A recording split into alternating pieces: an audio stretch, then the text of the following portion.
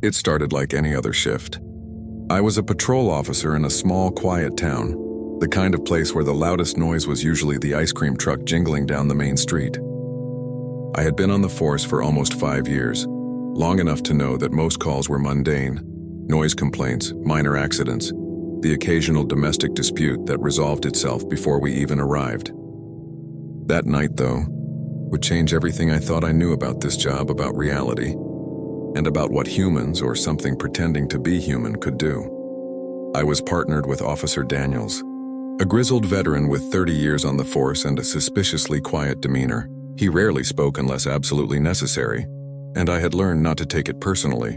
We had just wrapped up a boring traffic stop when the dispatcher cracked over the radio.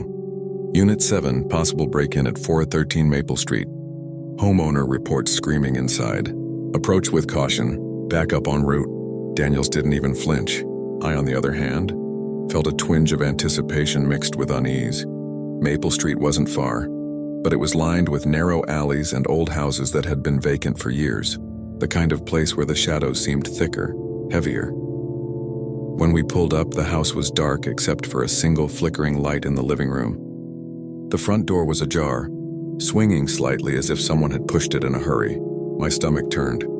"You hear that?" I whispered, barely audible over the idling engine. Daniel shook his head, motioning me to stay behind. Inside, the air was cold, unnaturally so. Not the chill of a fall evening, but the kind that seeped under your skin and made your bones ache. I called out, "Police! Anyone inside?" No response. Just the soft creak of floorboards in the distance, slow and deliberate. Daniels and I moved in tandem, weapons drawn, flashlights cutting through the darkness. Every shadow seemed alive, stretching across the peeling wallpaper, distorting into grotesque shapes. Then I heard it, a whisper. Not a voice, not human, just a breathy, guttural sound that sent a shiver down my spine. I froze. Daniel signaled me forward, but I couldn't move. My feet felt glued to the floor. The whispering grew louder, overlapping with soft cries that seemed to come from everywhere at once. I swung my flashlight toward the staircase, and that's when I saw her. A young woman, no older than 20, stood at the top of the stairs. Her hair was matted, her eyes wide and unblinking. Her mouth moved, but no sound came out. She pointed toward the basement. Something in me, fear, instinct, maybe stupidity, compelled me to follow. Daniels muttered, "Don't," but I couldn't stop. The basement door was cracked open, and a foul stench hit me like a physical blow. It was metallic, almost like blood mixed with decay. I flicked on my flashlight and saw the walls were covered in scratches, deep and frantic, as if someone or something had clawed at the wood from the inside. The air was thick, suffocating, and I suddenly understood why the woman had been silent. Whatever had been down there had been waiting. I stepped down the stairs, every fiber of my being screaming to turn back. Then I saw it. A figure crouched in the corner, impossibly thin, with skin stretched tight over its bones. Its head turned unnaturally, eyes locking on mine. And then it smiled, not a friendly smile. A grin so wide it looked like the skin itself had been torn. Teeth sharp, blackened, glinting in the flashlight beam. I stumbled back, but Daniels grabbed me, his voice tight. "Run, now!" We bolted up the stairs, but the basement door slammed shut behind us. Not with wind, not with a hinge, like something alive had forced it.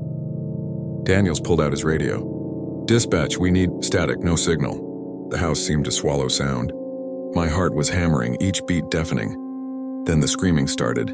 Not the woman's, something else. Something low and guttural, echoing through the house, vibrating the walls. I grabbed Daniel's arm, trying to move, but he was staring at the ceiling. I followed his gaze and froze.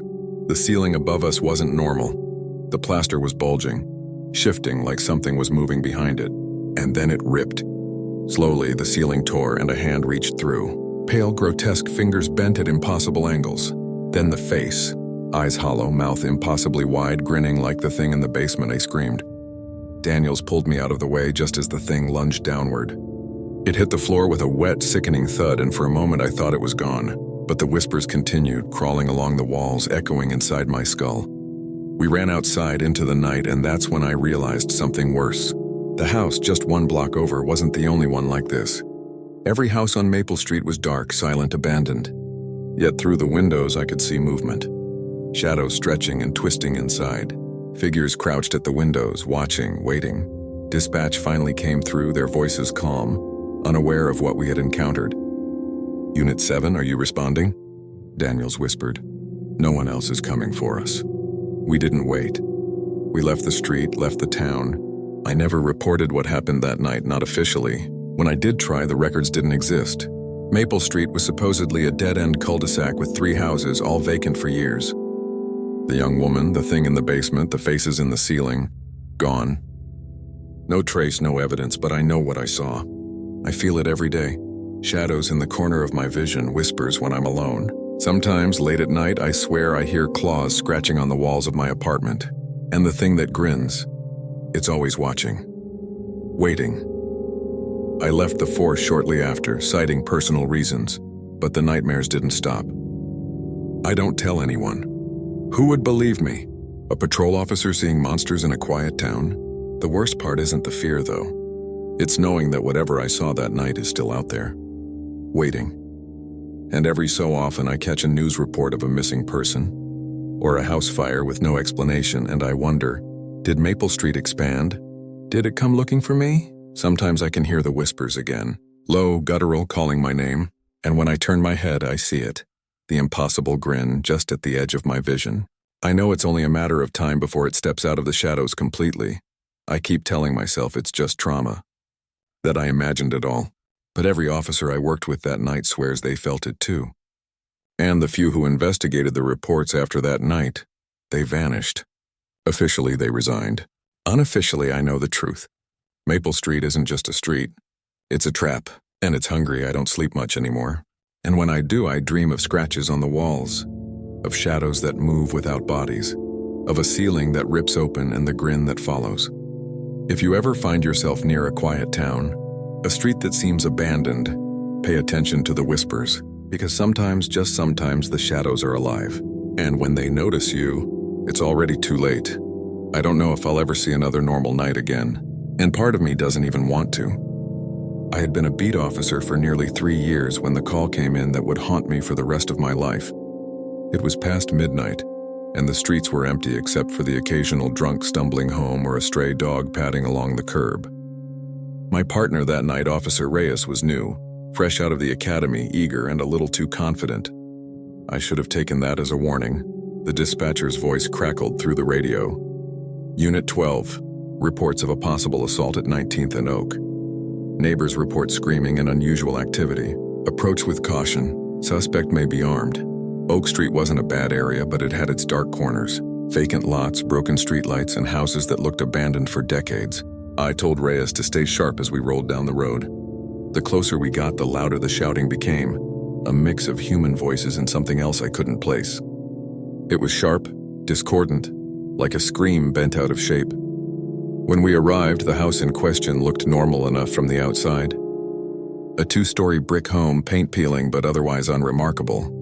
But the air around it felt wrong. Heavy, suffocating. My stomach twisted in ways I had learned to ignore after years on the force, but something deep inside told me this wasn't ordinary. We approached the front door. The windows were dark, but shadows flickered inside, moving in ways no person could. The door was slightly open, as if inviting us in. I raised my flashlight and radioed in, Unit 12 on scene. Possible break-in, proceeding with caution. The static reply barely registered before the first scream cut through the night air, closer than I expected. I motioned to Reyes to cover me as I stepped inside. The house smelled of rot and something metallic. Blood, perhaps, though I didn't see any at first. The living room was empty except for overturned furniture, but the shadows were alive. They moved against the walls, stretching impossibly, slithering along the floor like black water. "Did you see that?" Reyes whispered, his voice trembling. I didn't answer. I didn't want to. My flashlight caught a glimpse of something at the end of the hallway, a figure crouched, pale and thin, almost skeletal, watching us with hollow eyes. Its mouth moved, forming words I couldn't hear, and I felt an icy finger press against the back of my neck. I spun around, but the hallway behind me was empty. Reyes grabbed my arm. "We need to—" He didn't finish. The floorboards beneath us creaked, and then the screaming came from everywhere at once, echoing off the walls, the ceiling, the floor. It was deafening, incomprehensible. We moved cautiously down the hall. Every door we passed seemed to shift slightly, as if the house itself were alive, rearranging itself to trap us. I could feel it breathing, pulsing beneath my feet. Then we reached the kitchen. The smell hit me full force, rotten meat, iron decay, and on the table, a scene I will never forget, human faces, dozens of them laid out like grotesque ornaments, eyes wide open staring, mouths frozen mid-scream. Some looked fresh, red and raw. Others were gray and desiccated. I gagged and Reyes had to drag me away from the edge of the table. Holy God, he muttered, his voice barely audible. That's when the whispers started. Soft at first, like the hum of an old refrigerator, then louder, forming words I could almost understand. Leave, stay, join. The voices overlapped, impossible to follow, yet I could feel them inside my head. They were everywhere. We tried to retreat, but the hallway had changed. Doors that were open before now led to walls. Windows showed only blackness outside, though I could hear the faint sound of traffic beyond. The house had trapped us. Then something moved. The figure from the hallway appeared behind us, but it wasn't walking. It was gliding, floating inches above the floor, its grin impossible. Stretched from ear to ear, teeth jagged and black. Its eyes were empty sockets, yet I could feel it looking straight into my soul. I fired my weapon. The bullets passed through it as if it were smoke. It reached out a hand and I felt a pressure in my chest like gravity doubled for an instant, then released. Reyes screamed and I turned just in time to see the walls themselves ripple, stretching toward him. I tried to grab him, but the shadows pulled him into the wall with a wet, sucking sound. I ran. I didn't know where. The house seemed endless, hallways stretching farther than possible, doors opening into rooms I was sure didn't exist before, and the whispers. Always the whispers, guiding, mocking, pleading, screaming. Eventually, I found a stairwell leading down. Desperate, I descended into the basement. It was dark, impossibly dark. The kind of black that absorbs sound and light. The smell was worse here, fermented, metallic, alive. I stumbled over something and fell face first into the floor. When I looked up, I saw the source of the screams. Hundreds of faces pressed into the walls, eyes wide, mouths open, contorted in agony. They weren't just in the walls, they were the walls. Their cries pierced my mind and I felt an unbearable urge to join them, to surrender, to become part of the house. I scrambled backward and found a small doorway at the far end of the basement. It led to a crawl space. I didn't care where it went. I crawled through, scraping my hands and knees until I emerged outside into a narrow alley behind the house. The night was calm. Normal. The stars were out. The air cool. But the house, when I looked back, was gone. Just an empty lot, weeds growing where the foundation should have been. No signs of a building ever existing there. I ran to my car, but the seat was wet. Dark, sticky liquid. I touched it. Blood. I shoved it out of my mind and drove to the station, hoping to report what happened. But the lot was officially empty. There were no missing persons reports matching the screaming or the people I had seen. Dispatch had no record of the call. Reyes was never found. I requested a transfer citing trauma. I haven't returned to that beat since, but sometimes late at night I see the house again. In reflections in alleyways, in my dreams, shadows press against the corners of my vision, whispering, inviting. And I know, it's still waiting. Waiting for me. I tried to tell my superiors, but they dismissed it. Stress, fatigue, hallucinations. They didn't understand. And I can't blame them. Who would believe me? A young officer claiming a house ate his partner and almost killed him. But I know the truth. Oak Street isn't just a street. It's a gateway. The house, the whispers, the shadows, they exist outside normal rules. And it remembers me. It remembers Reyes. Sometimes I drive past vacant lots and I swear I can see the walls ripple, like something breathing inside. Sometimes in my apartment I wake to the smell of rot and the faint sound of whispers calling my name. I don't know how to escape it. I don't know if anyone ever does. I only know that the longer I ignore it, the stronger it becomes. And the worst part? I can still hear Reyes sometimes faintly over the radio static, calling for help, screaming. I try not to respond, but my heart races every time I hear it, because I know if I answer, I'll never come back. Oak Street is waiting, and so is whatever lives inside those walls. I've been a police officer for nearly 8 years, and I've seen a lot of things that would make most people's blood run cold. But nothing I've ever encountered compares to what happened during my last night shift in the city's old industrial district. I still can't explain it, and I doubt anyone ever will. The night started like any other. My partner, Officer Blake, and I were patrolling the quieter parts of the city, mostly abandoned warehouses and cracked asphalt lots. There had been rumors of break-ins and squatters in the area, but nothing serious. The streets were empty, fog rolling in from the river and settling over broken street lamps. Our radios crackled suddenly. Unit 9, 14th Street and Monroe. Reports of strange noises inside the abandoned manufacturing plant. Neighbors report lights flickering. Proceed with caution. Blake smirked. Strange noises. Probably raccoons or vagrants.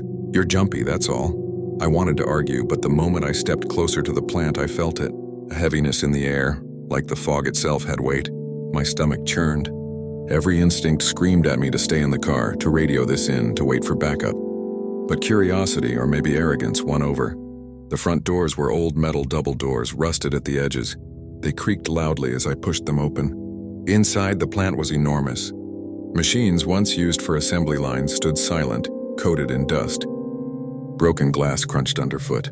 Shadows pooled in the corners, deeper than they should have been. Then I heard it. A scraping sound, soft at first, like fingernails over concrete, then louder, moving closer. Blake raised his flashlight, sweeping the beam across the empty factory floor. "Hello?" I called. My voice sounded tiny, swallowed by the vast space. No answer. The scraping stopped. Then the sound of footsteps. Running. Not normal human running, but too fast, uneven, and the temperature dropped. My breath fogged in front of me, though the plant had been unheated for years. Blake and I followed the sound to a narrow corridor that led deeper into the plant. The walls were covered in graffiti, some of it old, some fresh. But one marking made me pause. A series of symbols scratched into the concrete, forming a spiral. The center of the spiral seemed wrong. I don't know how to describe it, but it felt alive, like it was watching me. I reached out to touch it, and the floor beneath me shivered. Blake grabbed my arm. "Don't, just don't." Before I could respond, the corridor stretched. I swear the exit disappeared. Doors that had been to our left were suddenly down a long hall, impossibly far. The lights flickered violently, then went out. Total darkness, and then I heard the laughter. It wasn't human. Not quite. Deep, guttural, overlapping layers of sound that made my head spin. My flashlight flickered back on, and I saw them. Figures, impossibly tall, thin, crouched over machinery. Their limbs bent in ways that should have been impossible. Faces pale, lips stretched into grins that didn't belong on human skin. Their eyes. Oh God, their eyes were black pools, reflecting nothing but darkness. I tried to back away. Blake yelled something. My name, a warning, but he was grabbed first. One of the figures rose in a jerky motion, its head tilting unnaturally, and wrapped long skeletal arms around him. His scream was cut short, replaced with a wet tearing sound that I can still hear in my nightmares. I ran. I don't know how. The plant seemed endless. Corridors twisted back on themselves, stairways led to nowhere, doors opened into more darkness. And always, behind me, the scraping, the footsteps, the laughter. I stumbled into what looked like an office, old desks overturned, papers scattered. And then I saw the bodies. Not Blake's, at least not yet. Others, missing persons or maybe people who had been here before us. Their faces contorted in horror, eyes wide, mouths frozen mid-scream. But the worst part, some weren't bodies anymore. They were fused to the walls, the concrete. Eyes still moving, mouth still whispering, I gagged, dry heaving. The laughter grew louder and shadows began crawling along the floor toward me. Not normal shadows, thick, black, solid, like smoke with teeth. They reached for my legs, my arms. I kicked, screamed, ran. Finally, I found a service exit door. It led to an alley behind the plant. Outside, the fog had thickened, swirling unnaturally. I ran without looking back until I reached the patrol car. But when I glanced toward the plant, it wasn't a plant anymore. It was just an empty lot, Blake. I don't know. There's no trace of him. No evidence he existed in that space. I called it in, but the dispatcher told me the building was condemned years ago and scheduled for demolition. No lights, no noises, no missing persons, just me and the fog. I transferred precincts after that, citing trauma. I haven't returned to the industrial district since, but sometimes I hear the sounds. At night, the scraping, the laughter, whispers. I see shadows moving where there shouldn't be shadows. And sometimes, when I close my eyes, I see Blake, tilted head, impossible grin, eyes like black holes. Watching me, waiting. I know it's not over. Whatever is in that plant or whatever it has become still exists, and I know deep down it remembers me. Some nights I dream of crawling through the endless corridors, the whispers telling me to stop running. And I know when I wake I'll feel the same eyes on me, the same shadows at the edge of my vision, waiting for the moment I'm alone again. Because they don't forget. They never forget.